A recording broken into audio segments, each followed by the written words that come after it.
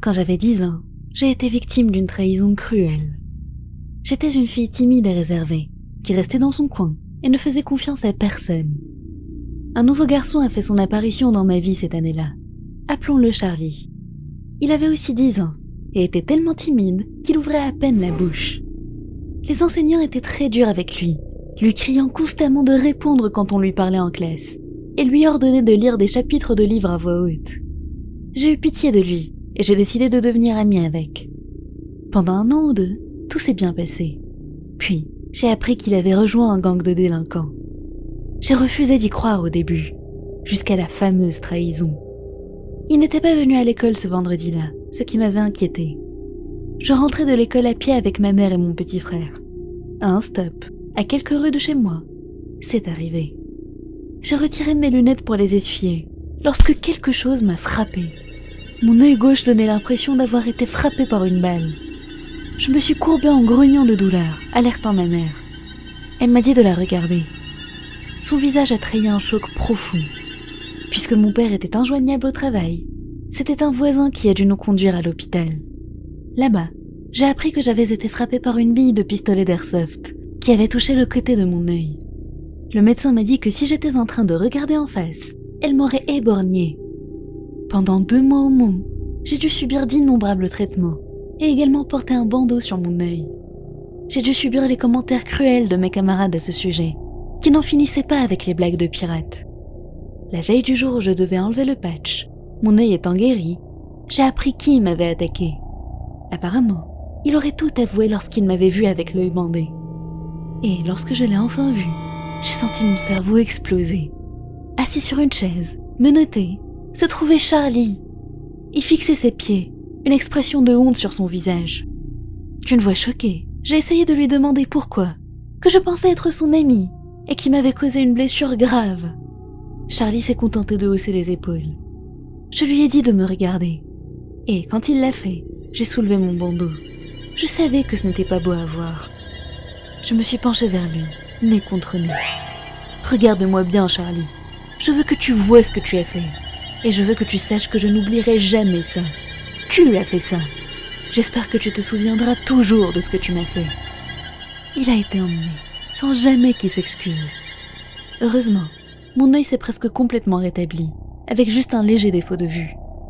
Je n'ai plus revu Charlie depuis, jusqu'à presque 18 ans plus tard.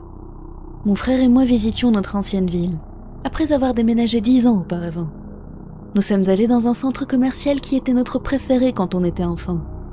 Dans la partie restaurant, mon frère est allé aux toilettes, et je l'ai attendu en regardant autour de moi.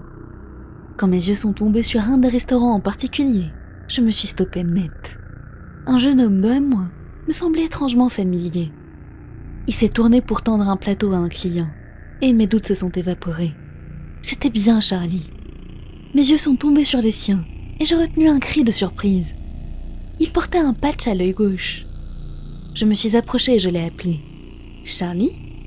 Il a pratiquement sursauté, puis lorsqu'il m'a vu, il m'a souri et m'a salué. Je lui ai demandé ce qui était arrivé à son œil, en pointant le mien. C'est là qu'il m'a raconté. Après avoir purgé sa peine, à 17 ans, il est revenu à son ancienne maison pour se reconstruire.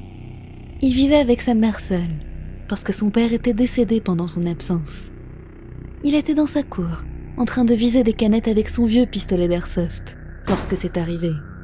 Une des billes a ricoché sur un arbre, et l'a frappé en plein milieu de l'œil gauche. À l'hôpital, on lui a dit que les dégâts étaient trop importants. Il a définitivement perdu cet œil. Je ne l'ai pas cru au début, jusqu'à ce qu'il soulève le patch pour me montrer. Et j'ai vu, à ma plus grande horreur, une orbite vide.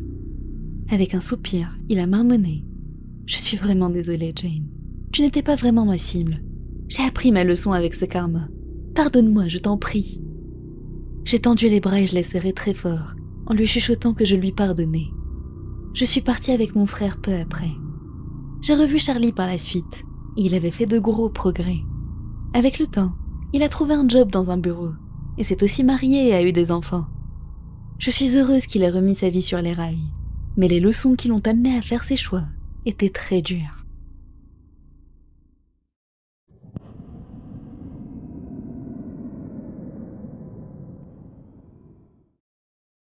Un jour, Matt a commencé à avoir des rêves très réalistes, et avec le temps, a réalisé qu'il pouvait faire tout ce qu'il voulait pendant ses rêves.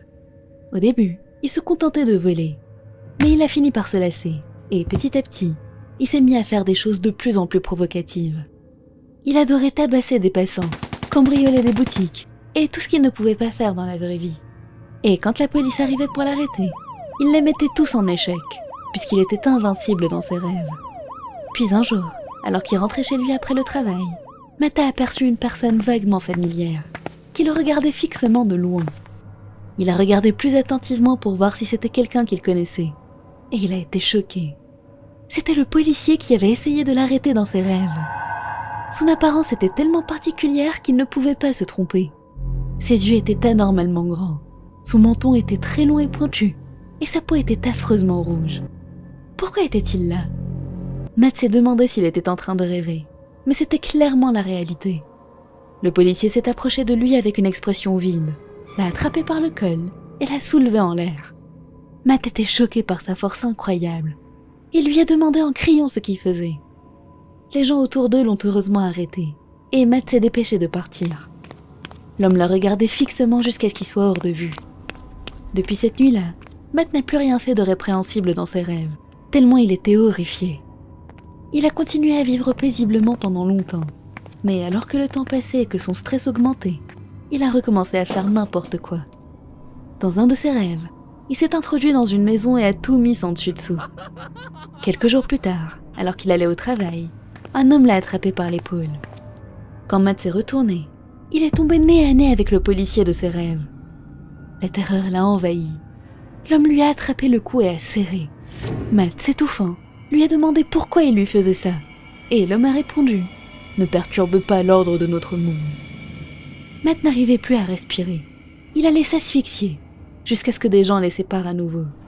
Et il a couru comme jamais. Depuis, l'homme est apparu dans ses rêves chaque nuit.